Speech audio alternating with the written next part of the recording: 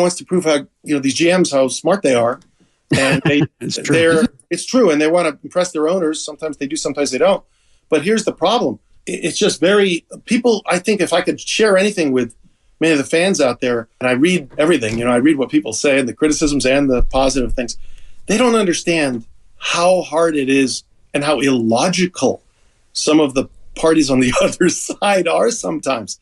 Maybe we're illogical too to some extent. But my point is, it's just really, really hard to pull these things off. And everyone writes all this stuff and they have no idea what the other side's asking for in some of these things. I'll say that's his prerogative. Shout out Bobby Brown. But, guys are dialed in, the Wojs, the Shams of the world. Like, it does come out, what was offered. So He is right to an extent. But, Steiny, we kind of got the gist of what the package was that the Clippers turned down. So I hear him. But Dub Nation is like, man, we just got to get it done. Well, I don't know if he underestimated how hard it was going to be, or he was just too aggressive in promising what he wanted to do.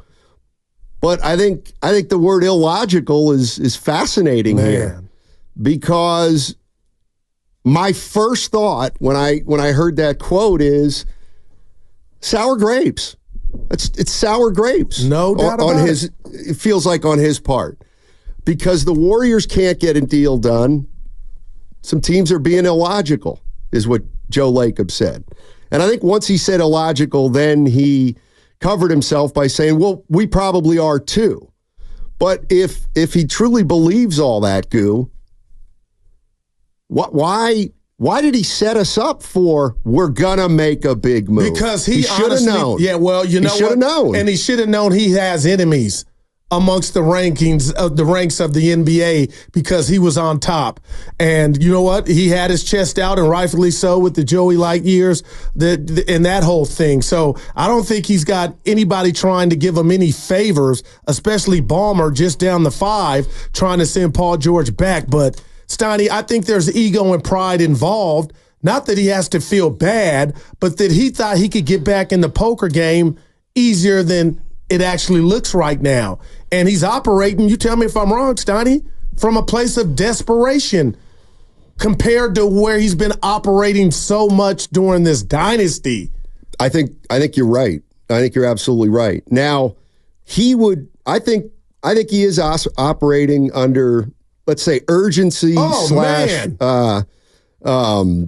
desperation. But he cannot say that. You're all right, man. He absolutely cannot say that. Carter. And I don't know. This franchise has been incredibly successful for 10, 12 years. Yeah. And we have an owner who wants to win at all costs and says he'll do anything under the sun. And this is the first time we've ever heard Joe Lacobs say, you know what?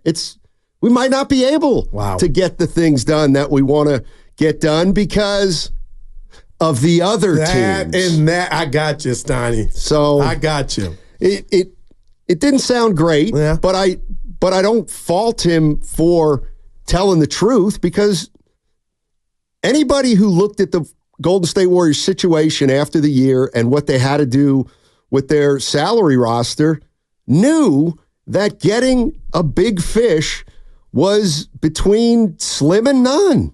It just was. I'm giving you slim. I got you. I'm giving you slim, but they're not in a position to make a move like that. And now I do wonder what's the next card to play, or what avenue they try to go down in regard to, because it's obvious now they feel like they need a facelift. They want to do something, Steiny. They want to get a big boy in here.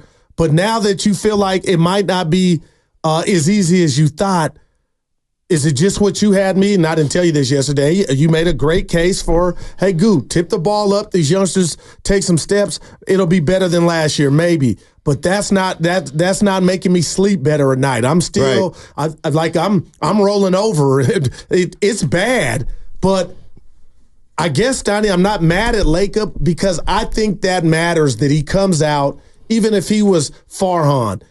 to come out and let us know you tried. Well, I'm not giving you point. It does that's the bare minimum. Right. Let us there are some Warrior fans like, hey Joe, we know. Hey, I want to go out with Halle Berry. I can't. Right. Hey, Joe. But I mean, all I'm saying is, and maybe people will say, well, yeah, no kidding. Joe Lacobs got 4 rings. But if Farhan comes out and says we tried, everybody rolls their eyes at him. Right. Okay. If when Joe Lacobs says we tried, people seem to give him more of the benefit of the doubt. And I get why. You want to talk about one of the biggest conversation pieces around the Warriors. It's the idea of wasting Steph Curry. I think it's the top. Go ahead. And Marcus Thompson and David Aldridge specifically asked Lacob how he balances the short term with Steph Curry and the long term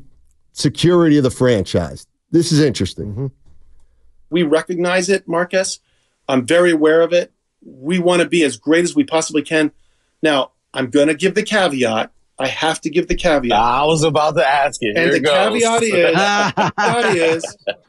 caveat is that we can't bankrupt the team in an unbelievably dumb way for a decade. You can't bankrupt the entire team's future to go for 1 year because there are it's very, very hard to win. Even if we had the best team, you can sustain an injury. It's usually what happens, and somebody else wins. So within reason, we're going to always try to do whatever we can to win now, not just for Steph, but for me and for us and for you, for everybody, for our fans. Okay, it's everybody. And Steph feels the same way. I talk to Steph about this all the time.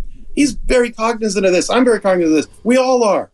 So, I mean, people can repeat these sayings all they want, and we're cognizant of it. We're trying to do it, guys. We really are.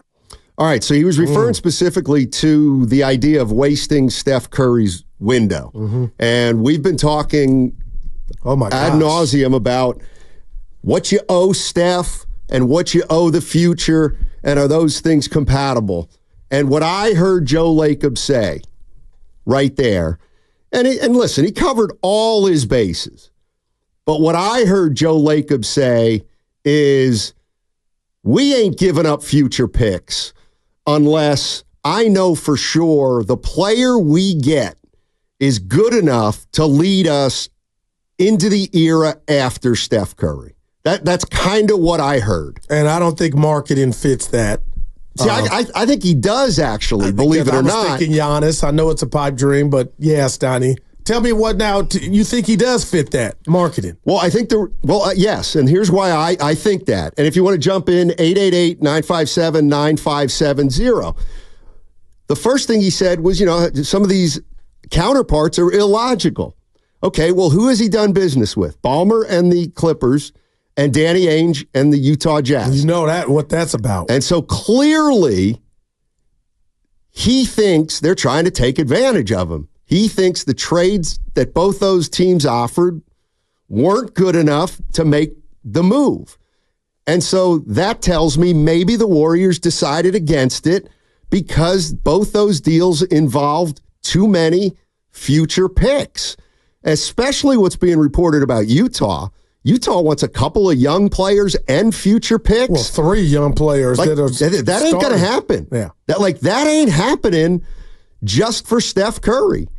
And Lacob tiptoed around, trying to win now and dealing with the future. But really what he said is, at any moment it could change. But what I heard is, I'm telling you right now, I ain't giving up picks in 26 and 28 when Steph's 38, 39 years old. Yeah. And you know what? I heard the same thing. But again, I don't want this has not been my what word am I looking for, Carter? My theme. This is new. But when I hear that, the likelihood, Steiny, of the day coming to where Steph and Joe are going to have a real conversation one-on-one about Steph's future and Joe about the Warriors' future, and can it be a future together? When I hear sound bites like that and clips, I'm thinking of the inevitable, which nobody wants to hear, though, Steiny. Like, he may not end up here, man. Yeah, I actually think those talks are ongoing. And do you think they've started? Yes, he said. I talk to Steph about this all the time. And this is clearly what can we do now to get us back in the hunt without jeopardizing 2025 and after. When you won't be around. And I think Steph's like, I get, like, Steph gets it. I don't think there's any doubt that Steph understands where they're at.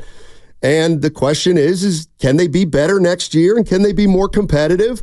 And if they are, then things are probably okay. And if they don't go well, then that's when we get to Steph Curry's things change quickly in this league. Yeah, and I know Bonte had brought up Magic Johnson randomly. We were having fun with the sneakers, the weapons, old school weapons, Donnie. But, I mean, he was a Laker for life. Kobe was a Laker for life. You know, Jordan up until we know how that went. But and Bird, he got hurt, so the injuries robbed him of his. You romanticize that Steph somehow, and even if they don't win, can be here. But he's a competitor. You look at his golf game, you know, what I'm having trouble with is he's such a competitor and a killer as well, sport-wise. I think he would go to Joe before Joe would go to him. That's my fear. And they're trying everything under the sun. Steph knows it, and he knows what they don't want to part ways with. So, you know, I don't know what this season has that's upon us, man, but I'm not feeling good about it. Here's I'm just maybe okay. I know sometimes how you get, so I'm going to cheer you up, all right, and then I'm going to bum you out again. But first, I'm going to cheer you up. Hey, Joe, about this team right now, are they any good? I think that what we wound up doing, I'm so proud of our group for what they accomplished this summer. People don't understand how much better I think our team is, even right now, versus last year. We had 46 wins last year. We should have been, in my belief, a 50-win team last year. You know, the Draymond suspension clearly hurt us and some other things. Look, there's always some things that happen and some that don't and so on. I think we could have been better. I think we're definitely a better team than we were last year on paper. The way I like to look at what Mike has done and Kirk and those guys is that we now have core older guys, you know, who are still good. Steph, Draymond, Wiggins, he's got to get a little better this year. Obviously, he's got a little better year than he did before. But they're sitting there, those three guys. You've got the four young guys who are just getting better. Young guys don't usually get worse, and these guys aren't. And then you've got three other veterans. There's a couple other veterans on the team as well that will add, but three other veterans that really can play, that are clear rotation players that we just added in the three guys you mentioned. That is a deep team. That is definitely deeper than we were last year. All right, Lacob thinks they're better. Yeah, but you're wrong. On paper, you thought that was going to cheer me up. I'm the guy. Doesn't cheer you up, dude. You made fun of me for 6 months because when Ritter and Lacob were in front of our face, and I fell for the old let's go Gladiator Russell Crowe. You still laughing at me? So excuse me, Joe. I love you, buddy, but how dare you tell us guys have gotten better in the summer? There's a difference. I don't want to hear about open gym. Stop it. You give kudos to those youngsters when we see them giving business to other teams in the league when the games count, but don't dare. I get it. What are you supposed to say? But don't say guys have taken leaps and bounds and we ain't played a meaningful game. Hell nah. Well, and I'm Wiggins, so upset. To play it again with the Wiggins part. Joe, I love Wiggins more than anybody. A little? We need a lot more. Come on, Joe. Okay. We need a lot more from Wiggins and summer improvements. No, come on now. Well, let me stick up for Joe. On. Yeah. Last year, he came in and thought they were a title team. And that was a joke. That was a joke. But it made sense. No, but you didn't get it, but it was a joke at the time. Okay, because that was a joke. Now, this year, all he's saying is we can be better. He's saying guys have gotten better already. Now, that is more possible than coming in here a year ago saying, we're in the mix. We're looking at number 5. We had it, Chris Paul. Steiny, he could have been right had Draymond not got suspended. So now they could have won a title. No, I'm just 50 wins, 52, 50. I just wish somebody would throw a fastball at Dre. I don't want him to get beamed, but just say he derailed our effing season. Well, he basically said that. No, but I want to hear it. Is he so above of the volume. Yeah. Somebody just, you know what? I love Steiny. He's a brother, but he knows what he did. He messed up. He effed up our season. What does that say about me that I'm yearning for that? Nobody has given him that. No owner's going to do that. We talked about Batman and Superman. Sometimes when we talk about Draymond, I feel like that's our job. We got to call him out. Yeah, right. It's not the owner's job. He's probably done what he needs to do behind closed doors. Okay, with that, I'll tell you what, if you went around here cussing and like a sailor, our boss would pull you to the side. Pull you to the side. Reprimand. Yep. Yes, he would. So if you're telling me that's not Joe's job. No, it is. Behind the scenes. Would Nahegan say, hey, guys, I want to jump into the studio at 5:05 and tell everybody that Steiny has been absolutely unbearable for the last 2 years. He's cost us in the ratings, everybody. But this year, we've had a talk, and he's not going to be the jerk you all think he is. Well, you brought him out the office one day when he thought you slammed the thing. For that, he came out y'all faced each other, right, but he was never going to. He was never going to go on the air. Oh, okay, right. And say, "Hey, Steiny slammed something," which he actually didn't slam. Well, I guess the reason I bring that up, Steiny, is there's nothing wrong with keeping it real and not tiptoeing around a guy. That's the least Draymond could. I would almost say, you know what, boss, just rip me publicly. I'm gonna tell you something. Fans know there's some accountability. It's always fun game. I'm gonna tell you something right now. Yeah, thank you, Carter. I mean, do I sound deranged? I don't think I do. No, but here's the bottom line. You're real quick. I feel like you're saying they're protecting him. They are. But he deserved that at minimum to say, you know what, dude? Listen, Marcus and David, I love both of you. Draymond doesn't get suspended. We might be a 5th or 6th seed. That's basically what he said. We're 50 wins if Draymond doesn't get suspended. I mean, I don't think it's a good practice to rip your employees. Even when they mess up. Well, we don't know what he's done behind closed doors.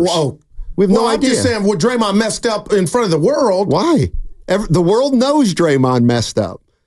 I mean, listen. Maybe it'll fix it. Listen, Pat Riley came out and told Jimmy Butler or whoever to shut his mouth. Oh, my goodness. But that's Pat Riley. And that's what we want. I bet Dre wouldn't be Dre in Miami. They don't with Pat Riley. A Pat Riley. The Warriors. Mm-hmm.